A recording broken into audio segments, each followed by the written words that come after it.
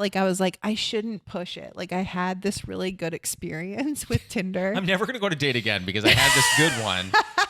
I don't want to go on another.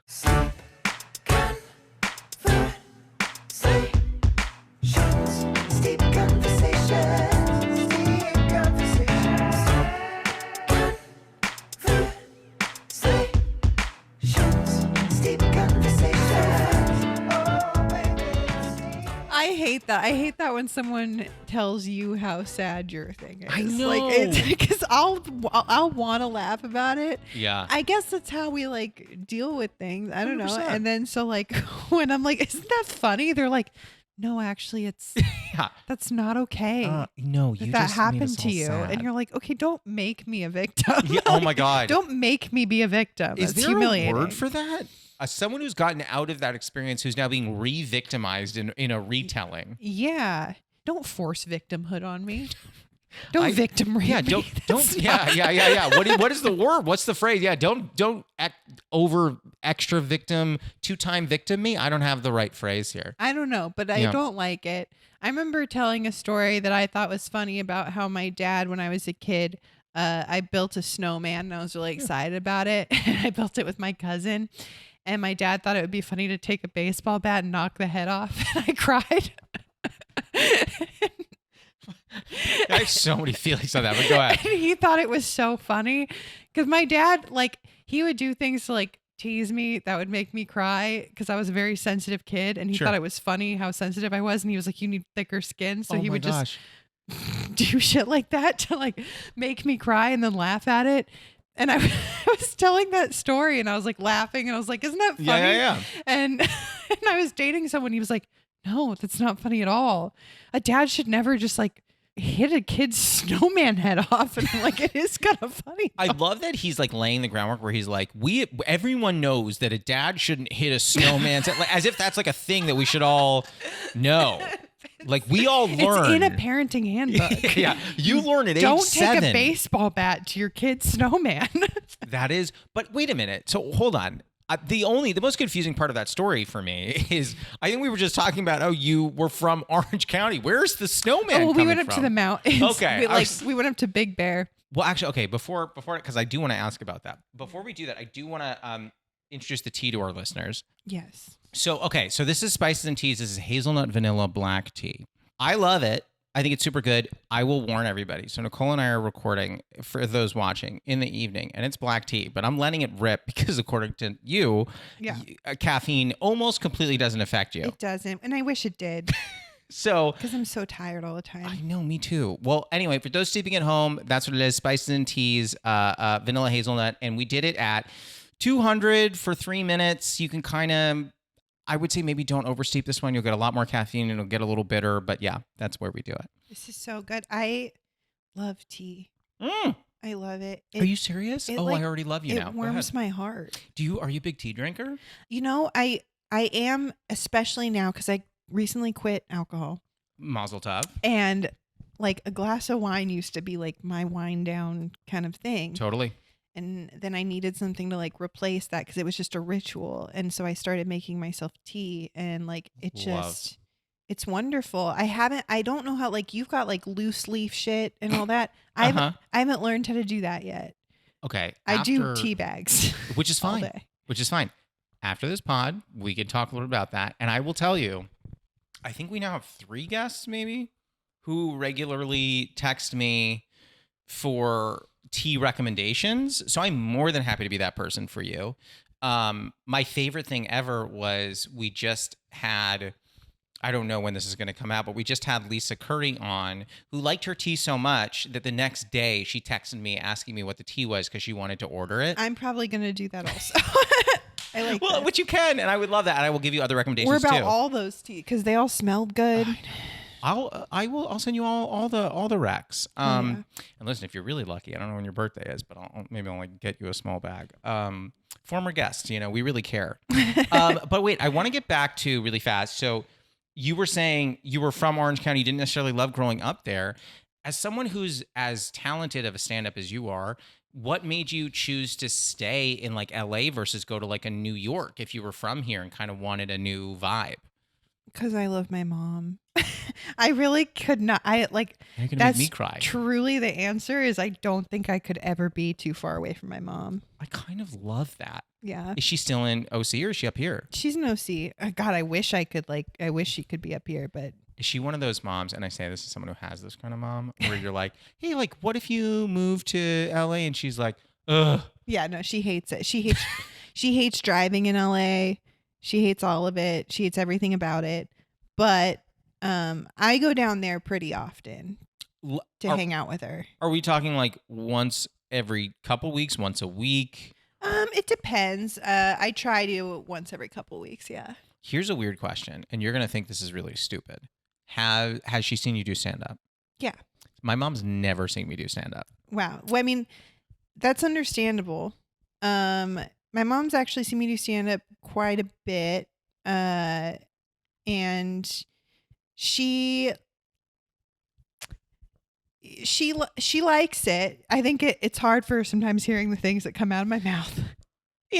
I mean, like, the way that not to analyze your comedy, but the way that I view your comedy, it's like, I feel like it's very, like, I can relate to it. I can reach out to it. Like, it doesn't feel like super charged with, like, really crazy offensive stuff. So no, it's actually, to me, it's funny. You could say a lot of it is like sexual, some of it, but at the end of the day, some of it, a little bit. At the end of the day, because the people who, I hate saying this, but the people who really get me, but I remember one time after a show, and I think for some comics, this would be like a nightmare to hear because it sounds weird, but like someone came up to me after a show and they were like, you were really like vulnerable up there. And I think some people would take that as like not funny or like whatever, but I love it. But the show went really well. And she's like, and I was like, thank you.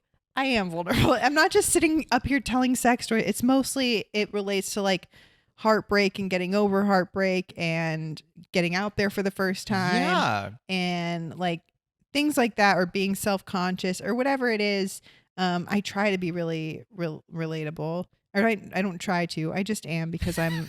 I love that. You change it from like, I try to be like, I am relatable. I'm naturally relatable. I am relatable, but not for good. I mean, I guess not for good reasons, but just I'm a fucking dork and I'm insecure and I'm honest about it. Aren't we all? Like, anyone who walks around and is like seems to be very outwardly projecting that they have their shit together. I'm always just like, I mean, don't get me wrong. I would kill to not be relatable. I would love to be just like so hot. And you're just like, in my mansion the other day. People are like, I hate you. I would love that. I get the second half of that sometimes. I don't get the you're so hot. I just get I hate you. That can't be true. I'm like, that makes sense. You're like the most likable person. No. Can I tell you, what have we done, like one show together? I probably one or two tops. Yeah. And I came here and was just immediately comfortable. Like, you're a very likable. You're very sweet.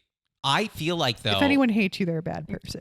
Okay, so we're clipping that, and I'm sending it to a lot of the people who have said no. We don't get we don't get a ton of stuff. I was telling Elliot that I don't mind getting heckled. Like, it's not a big deal, whatever. But I got heckled last week, and the heckle was so weird. Where I was in the Bay, and I was talking to people, just like kind of about. I said, does anyone not like their day job? And then I go into a very long story about I used to work at General Mills, and so I'd go on a very long story about my time there and living in Minneapolis and all this other stuff. No one says a word, which is weird. There's always someone who hates their job in the audience. No one did. And I said to everybody, I was like, there's literally no way. Do you all work for Facebook? Like, what's happening here? There's just no way that, like, there's definitely someone here who hates their boss, wakes up and isn't sure if their coworkers hate them. Like, one of you is in here. Mm-hmm. You don't have to raise your hand. I'm not gonna isolate and ostracize you. Right. I was like, there's definitely someone here that's like that. And this dude in the front just goes, no, it's just you, dude. Everyone just hates you. Oh my God. And and literally part of me goes, okay, there's some parts of that that's true. But I didn't say that. But then I literally just like, I had to shut him down because I was in a place where, I don't know if you're ever like this, when you're just so tired. Well, you were saying you're tired all the time, where you're so tired that you're just like at a show and you're just like, I don't have the energy I'm just going to shut this person down right now because I don't have patience to go a whole 10 minutes with you. Yeah. So I just like shut him down to the point where at the end, the guy who was running the show was like, I don't know exactly what went down with you and that guy. But when I came around with a tip jar, the guy said, fuck that and fuck these comics. Especially, I don't remember how he described me. Maybe like big-eared. I don't know. But like whatever he said about me is like, especially that guy. And he goes, what did you do? I was like, not like a ton. He was mean first. Yeah, I tried to do a child. Shut up. Like, I turned to a child. Yeah. He was mean to me first. And I didn't like it. Well, I mean, those are people who don't like know you. Like I get hate on the internet all the time, but how you are I don't find you very hateable. Are people hating on the joke? Like I don't like that joke. It's rude or like no, it's more just like calling me ugly. Or being like, why do female comedians only talk about sex on the jokes that are about sex, even though I have other ones that aren't. But right. Well, they conveniently don't watch those. Right. And we'll know. But then when I do then there's always a comment that's like, finally a female comedian that doesn't talk about sex. And it's like, watch my other videos. Yeah, I you're definitely do. We all do. It's a universal experience. It's like one of the only things that everyone can relate to. Well, except children, hopefully. Well, and also probably like some adults who just can't make it happen. They've tried. Yeah. Incels, as they're called. Yeah. That is so. Well, those are probably the ones commenting. 100%. Yeah, they're like, well, I haven't had sex, but this seems. Yeah, that's why they're mad. We're all talking about it. Yeah. They're not included. Yeah, they're like Steve Carell's character in 40-Year-Old Virgin. They're like, I've had sex. Like the boobs were like bags of sand. Such a funny movie. Oh, I loved it. What's interesting is when you start getting the same insults online, and I don't know if you happen to peddle in the same ones or unique ones. I get mostly I get a lot about my ears, and what I started noticing is there are certain trends that happen with like ear jokes. So like I'm not exaggerating. You're gonna laugh at this. So I get a comment which I'm like, someone said his ears are so big he could hear an ant fart, and I was like, fair enough. Like okay, I'll give this person that one. I've not heard that before. That's charming. Over the next 3 months, I got things about hearing ants doing different activities like 3 or 4 times, and I'm just like, are y'all all friends? Like, what are the ants doing? The ants are having a conversation. They're walking. Do feel like there's a comment section culture now, because I do on TikTok, whenever I go through comments, like, ooh, they can get spicy over there. There's always similar versions of certain jokes, and I feel like because now like no one's original, like like. That's the problem. I like TikTok as far as just like, honestly, that's probably where I get the least hate is TikTok. Yeah, I think they're a lot nicer on there, but I feel like true. The whole thing is they take other content and then make it their own. You mean like by doing like that, they do like a lip sync to someone else's content? Lip sync, or they'll take someone's thing and turn it into something else, which sometimes is creative or whatever, but. And then in the comments, I'll see like a lot of just the same jokes and the same comments and that kind of thing. And like, sure. That's the wish version of this person. And which you see that with roast jokes all the time of like, sure.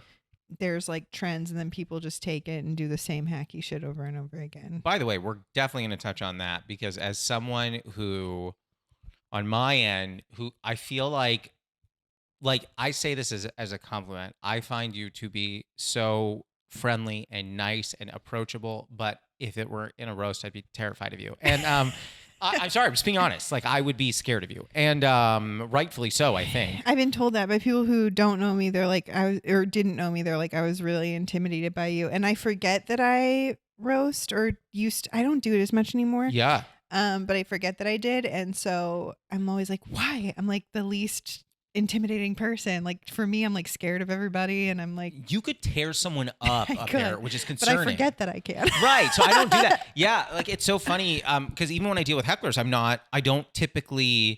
I'll typically have an honest conversation with them. Mm-hmm. I won't typically like, chase them and be like, listen, you dumb piece of shit. Like, I don't do what's that. Wrong? Who hurt you? Kind of. Yeah. The person who I think is the best at that without question to me is Sarah Silverman. It's just, yeah.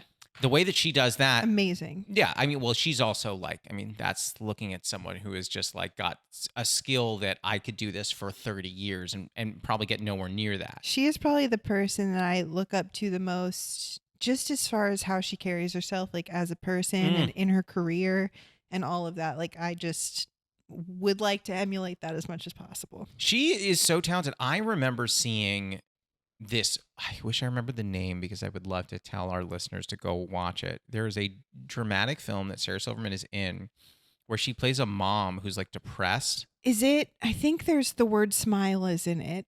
Okay. All right. Listeners, we're doing the best that we can. Like it's got. I do remember when it came out and she talked about it, but I never saw it. So I did see it. Mm-hmm. It's funny. So we have a joke in this house.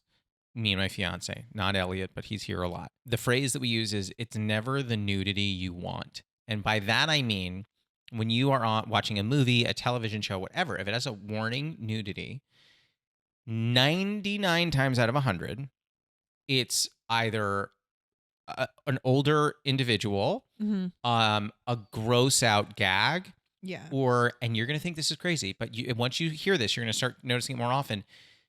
Nudity related to sadness. It is a sad nudity where like someone will be like, I can't even bring themselves to get up, and they're just like, naked on the floor, or, crying things like in the that. Shower. Right. Yeah. Like there is a movie that Allison Brie was in. I can't remember. I think it was maybe called like Horse Girls or something. No, it wasn't that, but it was something like that. I can't really remember.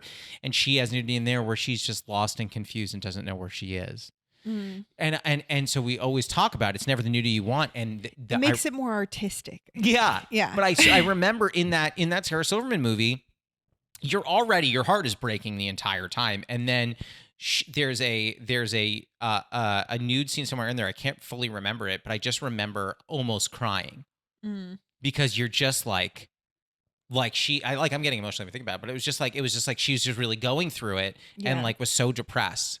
And that was all she could do. And that's how we use that phrase. And when I think about that movie, I can't watch it again because it made me so sad. That seems like something that would be hard for me to watch just because of how, close it is to things I've been through. So in terms of just being so sad that you can't get out of bed. Yeah, I've had really, really bad bouts of depression. Really? Sure. Yeah. I don't know. Are you a big movie person at all or no? Yeah. So I used to love going to the movies alone. Love going to the movies alone. Top tier. Why wouldn't you? Why don't we all? Because I go to movies with people that I love, but they're trying to talk to me. I'm like, shut up. Not during This the movie. is not what this is for.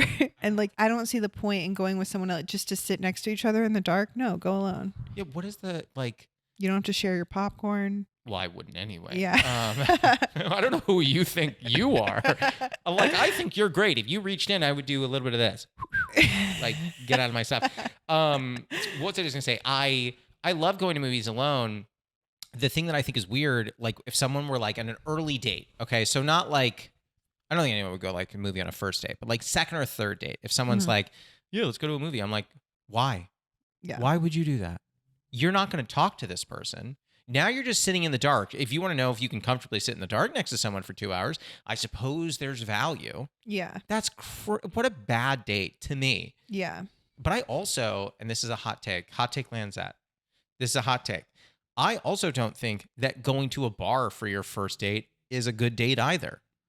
What would you say is a good first date? Can I tell you what I used to do? What? And I'm going to tell you. I'm going to give you, this is an open door policy. You can judge this if you have feedback. Okay. I used to invite people, one of two things. Mm-hmm. One, I would invite people, if you're on a dating app or whatever, I would say, do you like ice cream?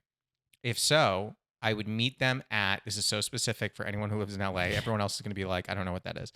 I would take them to the Larchmont Salt and Straw. Oh my God.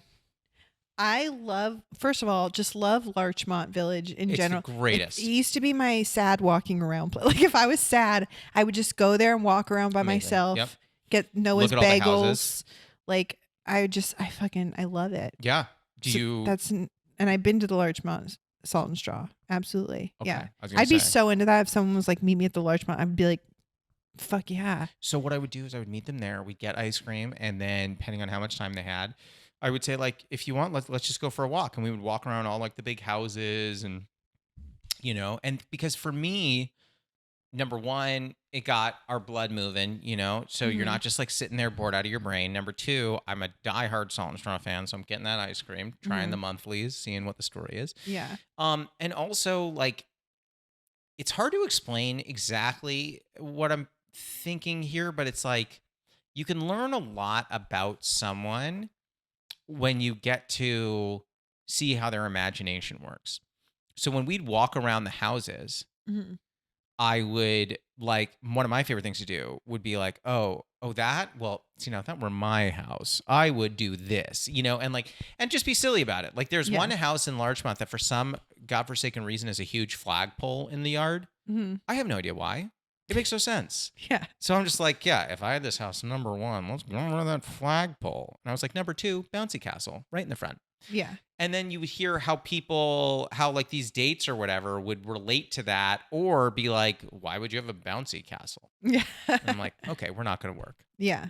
What is if you're picking a first date, if you're like crafting one, what are you doing? Well, here's the thing. I don't go on dates ever. You're anti-date? I think I've been on one first date. Why do you hate first dates? Because they're nerve-wracking. Mm. Every relationship I've ever been in has been we've either been friends first. Okay. So I've been in 3 relationships. Sure. 2 of them were comics. Oh, yeah. So just met them through comedy. We're friends first. Stop the tape. Get those guys out of here. And then the third one was something that I thought was just going to be like a one-night stand. And then it just lasted? Yeah. I gotta say, those are rare, but like, what a fun story. Yeah. I was like, he's cute. I'm single. I'm gonna do this. Hell yeah. And then like 3 days later, we were like, I'm obsessed with you. Yeah. But y'all didn't. So even I mean, understood that like with the one night stand, I suppose there doesn't have to be a date involved. But like, did y'all like if you met up for like a drink beforehand? No, it was literally like it was. My roommate at the time knew him from back in New York and was like, oh, my friend just moved here and like wanted to hang out. And she's like, do you want to come and hang out? He's got like a house with a pool. And I was like, I'll date him. Okay. I want a house with a pool. Yeah. Sounds great.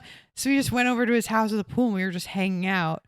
And yeah, listen, if he had a pool, I'd be like, listen, I'll give it up. And it was like right at the beginning of like the pandemic. So then we were just like not trapped together, but it was just like it was a thing. And we got into a relationship. And I know that not every relationship maybe it kind of became this binary, but like I feel like the pandemic, if you were in a relationship or I guess like got into one toward the beginning of the pandemic, either one, it either made you or broke you. Because that pandemic, like, for lack of a better term, it put every relationship. I also would argue it put friendships into a pressure cooker. Yeah. Yeah. So like I'm curious in your experience when like what was dating in the pandemic like? I think our relationship worked within the pandemic and not outside of it. Oh, interesting. Okay. Tell me more. I think like within just a bubble where we were just able to like hang out inside all day and like fuck around or whatever. Outside of it, he'd only been in polyamorous relationships. He was polyamorous. So I can't do that, but I respect it. I was not that. But we were in a pandemic, so I was like, you can't do it anyway. You're like, good luck finding all those people. But then outside of the pandemic, we started to compromise. The compromise didn't make either of us happy. It didn't work out. Also, he started doing comedy, and I was like, absolutely not. Yeah. After the pandemic was over. So it turned into a giant disaster. We're still friends. It's fine. But I have nothing but nice things to say about him. This man I don't know. That is so funny. He started doing comedy and I'm like, stop now. Yeah. But yeah, all my relationships have kind of just started that way. It's never been like hey, let's go on a date. Because anytime someone asks me on a date, I end up canceling because I get too nervous. I get way too anxious. Are you honest about the cancellation though? Are you like, hey, can we reschedule? I'm feeling nervous, or do you make something up? I should be just like honest about it and be like, hey, I'm feeling really anxious about this and I don't want to. Yeah. What if, and I'm this is pure hypotheticals, but like, what if you say to a guy, like, blah blah blah, we schedule a first date with John Smith, okay, and then I love how I'm saying we as if like you and I are doing your scheduling. We schedule a date. So you have this date with John Smith, and then it's coming up, and you get nervous, and you instead of messaging him being like, hey, can we reschedule? You message him saying, hey, I'm feeling a bit nervous. Can we reschedule? What if this guy, who could be the future Mr. Nicole, says, I just assume he's going to take your first name too. Yeah. He says, hey, I'm nervous too. It's okay. Like, what can we do to make this less nerve wracking? Like maybe we meet in a different place or do something else. That would be great. I mean, this is more, I guess, like when I've tried like the apps and stuff. I hate them because it's just like a complete stranger. And so every time I've just been like, I can't bring myself to waste my time, probably.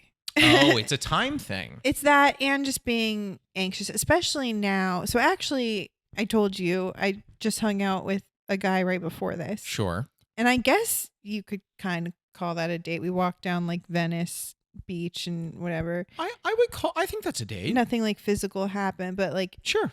He's expressed interest and we hung out.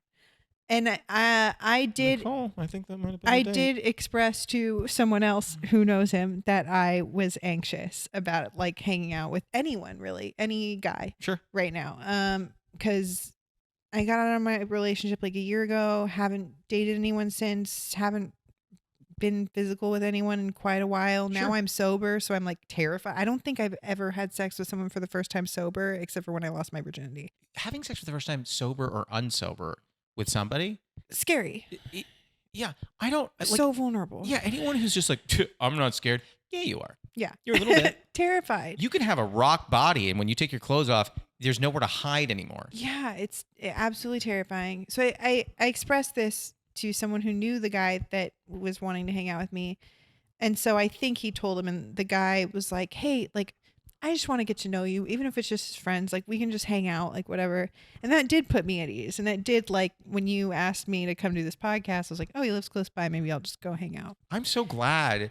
I mean, listen, I'm going to say this. I don't want to take credit where credit's due, but I am going to. If things end up working out with you two, I'm going to say the podcast contributed to that relationship. I'm just going to say it. I'm going to go out there. I just want... You'd be right. Yeah, at your wedding, I just want you to say, even in passing, you don't have to say it during the ceremony, I did steep conversations, and that's why we're here today. That's probably not going to happen. Okay. But I will say it was nice to like prove to myself that like, it wasn't that scary. I didn't, nothing catastrophic happened. Yeah. Nobody was pressuring me into anything. But I do feel like, if I go on a date with a guy, he's going to like want like pressure me or like, well, a lot of guys out there suck, and that would be why you probably feel that way. And especially once you've seen my comedy, because it might seem like I'm a little loose, which I have been at times. What are you from the 1920s? I'm a little bit of a hussy. Yeah. I'm a strumpet out there with the men. Like I said, my last relationship started with a one night stand, and there have been those, times where I've been like drunk and single and been like, sure, I'm gonna do this or whatever. But again, I was drunk usually. But yeah, I do get like really nervous and really anxious, and it is like really scary for me. I think before, I guess today, I went on one first date ever, and that would be a Tinder date like 9 years ago. There's no way that was a good date. I'll tell you, this is actually a great story. It was before I did comedy. It was a year before I started doing comedy, but I loved stand-up comedy. Sure. His bio was must love stand-up comedy. That's all that was in his bio. I don't know. I don't know what this is. I matched with him. He wasn't a comic. He isn't a comic. Good, he didn't want to be a comic. He just loved stand-up comedy. And so I started talking. I was like, oh, that's something I could talk to him about. So I started talking to him about it. And he was like, and I was going to UCLA at the time. That's where I went to college. Oh, amazing. And so he was like, you're in LA and you love comedy. Have you ever been to the Comedy Store? And I was like, no, I haven't. So he took me to the Comedy Store for the first time. He was like, there's this show that I really, really like. He was like, and you might not like it. It's a little crazy. It's a little weird, but like go with it. So he took me to Roast Battle. No, that's not true. It's so true. I swear to God. I will call him right now. Actually, I won't. He's married. It might be weird. But he took me to Roast Battle. And I saw Jamar Neighbors and Fifi Dosh at the time was Joe Dosh battle. And I was like laughing really hard at the jokes, which I think like he was like, oh, she's cool, but some of them she's laughing a little too hard at, and that concerns me. But like I really enjoyed it. I really enjoyed the store. And then like when we hung out again, I was like, can we go to the Comedy Store again? So he took me again. We sat in the original room, and yeah, like I loved it. I loved the Comedy Store. And then it ended up not working out between us. I think probably because I was a virgin and not having sex.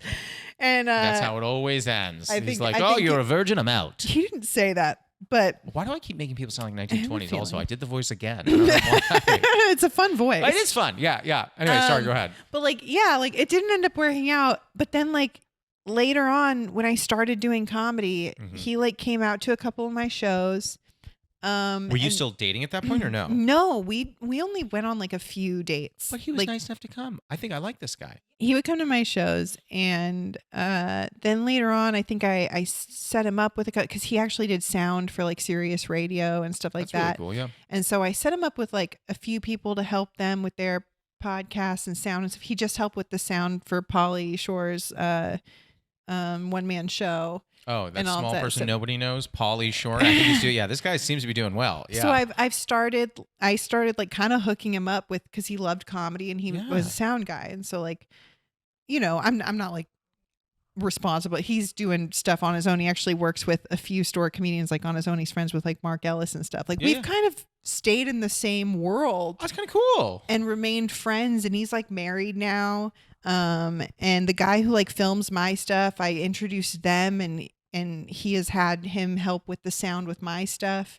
I love that. I met his wife. Date. Like it ended up. We went on like one Tinder date like 9 years ago, and this has become like, you know, someone who's a friend. You know? But like, shouldn't that be? And I know we have to hit the first segment in a second, but shouldn't that be a testament to the fact that maybe these first dates like evidence that I should do that more? Well, I don't want to tell you what to do and what not to do, but like I feel like I got lucky. I feel like you don't strike gold twice like that. Well. I feel like I have like beginner's luck. Like, you know, when like you start playing like poker. I don't know if you play poker or anything like that. I do. I'm not amazing, but I do. My first tournament, I crushed it. I think I got second place in my first like online tournament, and I was like, I'm great at this. Is this just like no limit? There's just this anomaly. Yeah, hold them. There's just this anomaly. Like I think with stand up too. Like a lot of people have said like the first time they went on stage, they like crushed it, and then they continued to bomb. Like it's a thing. So like I feel like that might have been that. Like I was like, I shouldn't push it. Like I had this really good experience with Tinder. I'm never gonna go to date again because I had this good one. I don't want to go on another.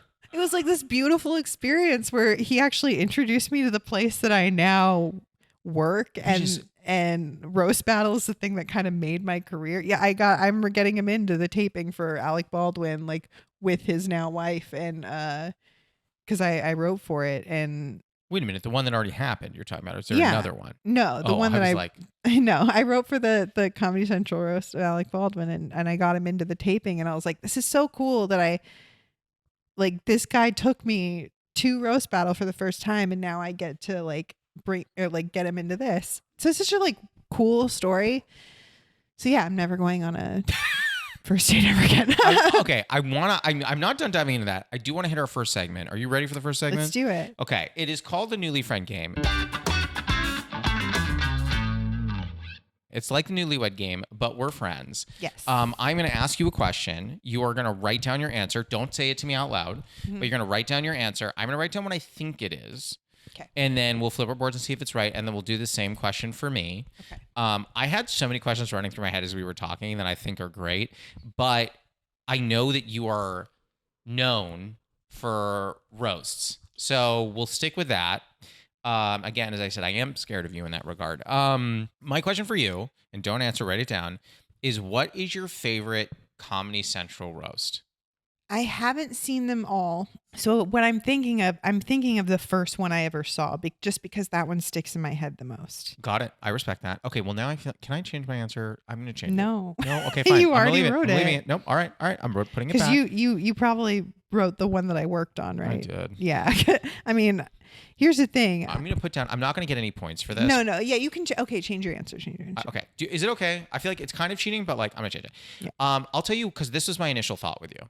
Okay. Mm-hmm. This was the first thought. I don't think this is the first one you saw, but this was really my first thought before you mentioned the Alec Baldwin roast. Okay. Did you write yours down? Mm-hmm. Really hope I'm right. Flip your board on 3. 1, 2, 3.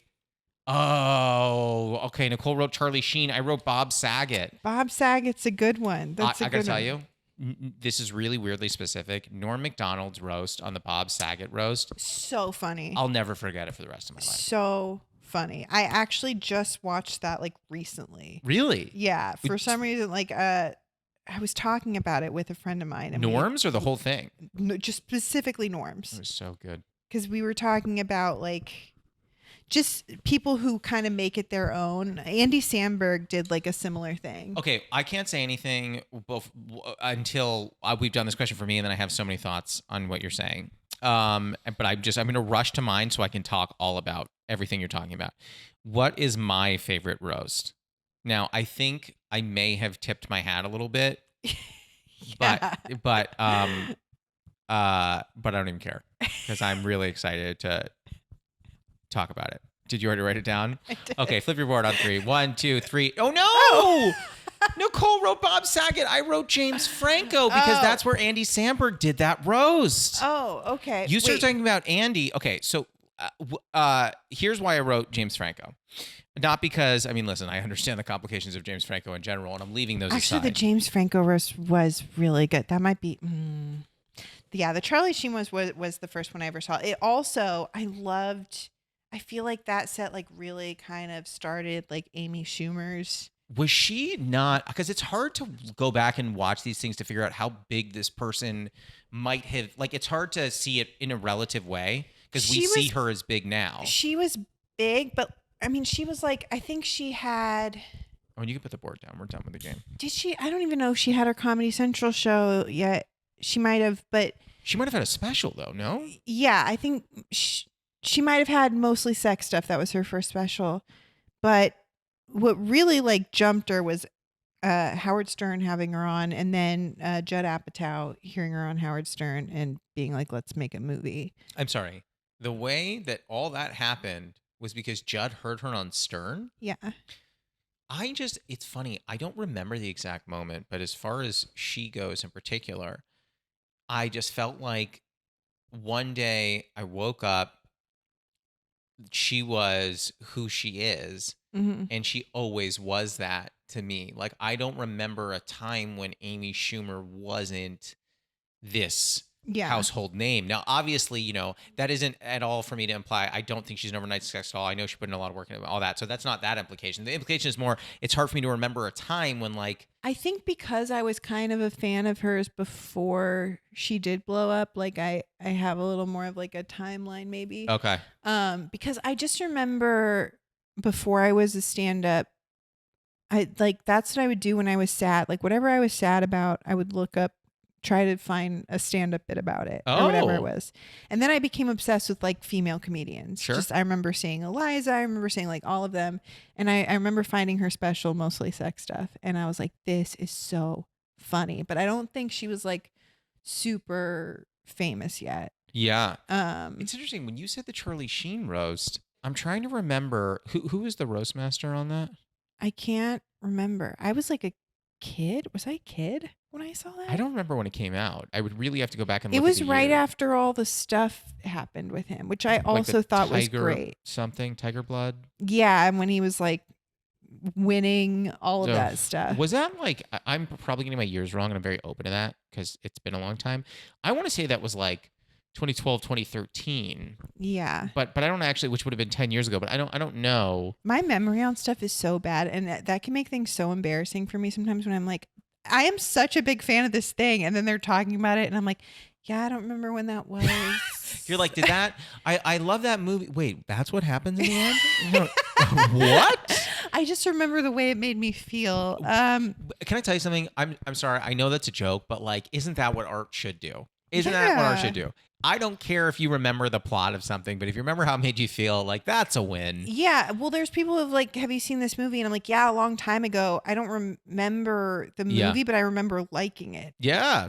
It's kind of like that song. You know that song, Breakfast at Tiffany's? How can you not? It's an amazing song. And I said, what about? And then they're like, yeah, and all she's like, I think we both kind of liked it. Yeah. That's it. She doesn't really remember the movie. She's like, yeah, she's we like, both kind of liked it. Yeah, she's like, I guess I did like it. Yeah. We never hear her perspective in that song where she's like, I didn't love it. Yeah. I was pretending to like it because I thought you were cute. Yeah. I thought you wanted me to like it. Yeah. I didn't care for it. You know what's crazy is like comedians do have this thing where like they can almost, words can get stuck in your head like a song. Yeah. Because they do have a rhythm to them. Like John Mulaney bits constantly get stuck in my head like a song. Well, it's also because like, I was walking he is down very the street. sing-songy about it. Yeah. He looks at me and says, it's just like, I think the person who does the best Mulaney might be Sandberg also. Sandberg does a crazy Mulaney, Really? as does Hader. Hader does a great Mulaney, and so does Seth. But yeah, I think one of the reasons that I fell in love with Mulaney's stand-up, to your point, is because it's got a rhythmic, sing-songy thing to it. Mm-hmm. Like there's a special, and I've talked about it on this podcast before, and this is, a very, very, very old special. Like I think this might have been 1999, but the special that I think about all the time that I've watched more than any other special is called Sweat the Small Stuff by Kevin James. Okay. I know. And I understand, like, some people didn't love his television show, anything like that. His special is so sing-songy fun that like, he talks about, like, there's a joke he does, not to like, pooch all his jokes, but he does this like great thing where he's like, everyone know phone number rhythm. When you're giving your phone number, you're like, ba, ba, ba, ba, ba, ba, ba. And he goes, you ever meet someone with bad phone number rhythm? Some guy was giving me his phone number the other day. I go, yeah, give it to me. He goes, okay, 2129. It's like two. Huh? That's so funny. He's like 1641. He goes, 16? Can't shimmy the one in now.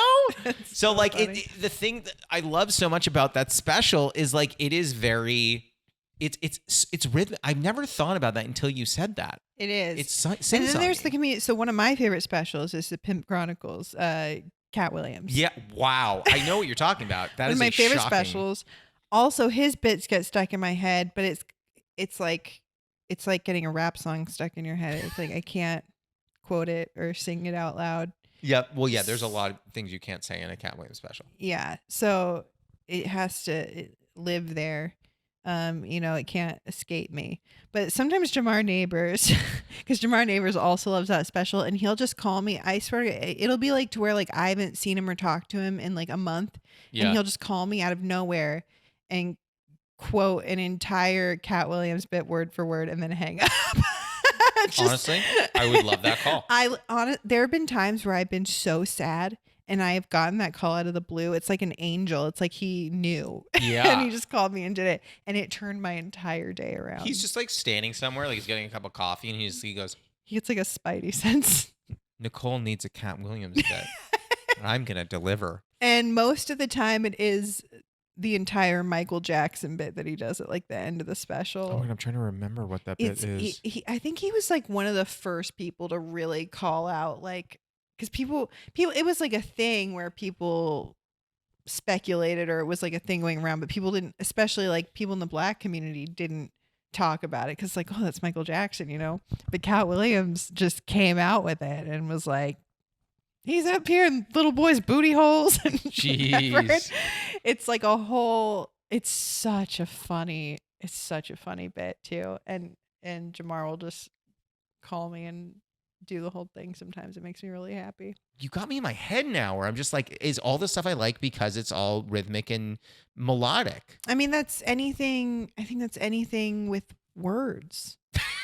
That's what words are. Like anyone who's like works with words in any way, whether it's stand-up, music, poetry, writing, like there is always a rhythm to it that captures you. I feel like that's as good of time as any to go to the final round. Are you ready for the lightning round? Let's do it. This is the lightning round. It's 5 fast questions. They do not have to be fast answers. These are just questions we end every episode with. Okay. Someone said to me, you should not make it lightning round. And I was like, cool. Well, that's what the animation says on YouTube, so we're not going to change it. Yeah. Branding. Yeah, branding, baby. All right, question 1. So what is a favorite ritual of yours? So for example, mine, I love brewing tea in the morning. Hot showers. Love long?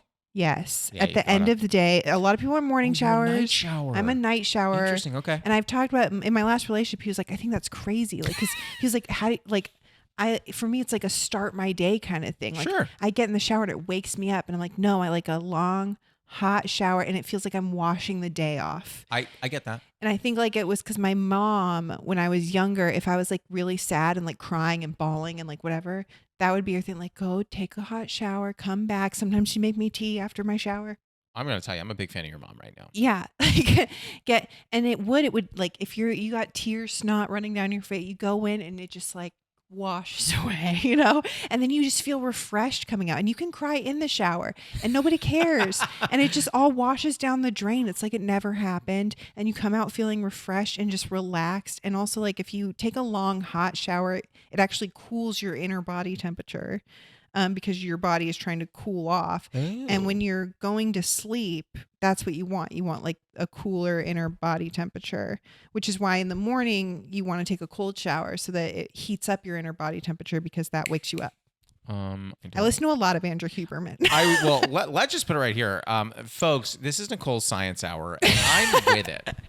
Or Nicole's Shower Hour. I love a long hot shower. It's such a, and now I'm getting into like, I'll watch YouTube videos of like hot Instagram girls who like, this is my shower routine, and they do it in like a very calming voice. First I like to exfoliate, and then I do that, and they have so many steps. Yeah. And I'm like, I want all the steps in my shower routine now. I love a long shower. Yeah. And I, listen, for folks listening at home, I exfoliate twice a week. Good for you.